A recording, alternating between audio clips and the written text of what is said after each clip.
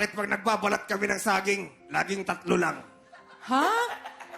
Bakit? Ilan ba dapat? Hindi ko, kaya ka nga tinatanong ko sa inyo eh.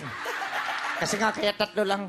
I love you. Ay, ayun naman pala. Nagmamahalan kayo. Kasi nga, kung babalitan po pa ng marami, nakakainip. Siyempre, masarap kung kainin agad ang saging. 3 lang, tapos subok mo na yung saging. Di ba, ang sarap-sarap naman.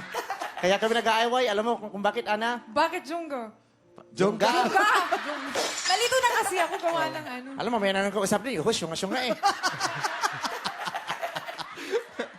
Bakit? Kasi dati, sabi niya, bigay niya sa akin lahat eh. Ngayon, pag nagbabalat siya ng saging, pagkakainin ko na, gusto niya, kakainin niya din. Siyempre, kung mahal mo ko, di ba dapat akin lang yun? Oh. Eh kasi nga, pati balat, kinakain mo. O ba hindi yung iba ginamit ko sa piko.